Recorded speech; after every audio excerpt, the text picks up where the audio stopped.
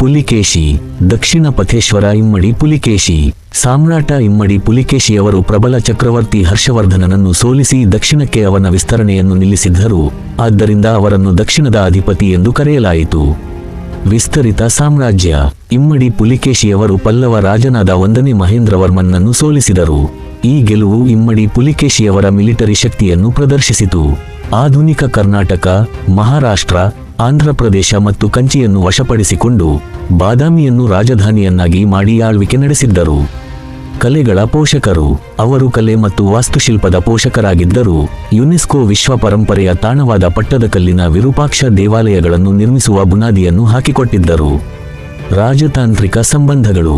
ಇವರು ಪರ್ಷಿಯಾದ ಸಸಾನಿಯನ್ ಸಾಮ್ರಾಜ್ಯದೊಂದಿಗೆ ರಾಜತಾಂತ್ರಿಕ ಸಂಬಂಧಗಳನ್ನು ಉಳಿಸಿಕೊಂಡು ತನ್ನ ಕಾರ್ಯತಂತ್ರದ ನಾಯಕತ್ವವನ್ನು ಪ್ರದರ್ಶಿಸಿದ್ದರು. ಐಹೊಳೆ ಶಾಸನ. ಇಮ್ಮಡಿ ಪುಲಿಕೇಶಿಯವರ ಕವಿ ರವಿಕೀರ್ತಿ ರಾಜನ ವಿಜಯಗಳು ಹಾಗೂ ವಂಶವಳಿಯನ್ನು ಐಹೊಳೆ ಶಾಸನದಲ್ಲಿ ಬರೆದಿದ್ದಾರೆ. ಅದು ಅವರ ಆಳ್ವಿಕೆಯ ಬಗ್ಗೆ ಅಮೂಲ್ಯವಾದ ಒಳನೋಟಗಳನ್ನು ಒದಗಿಸುತ್ತದೆ.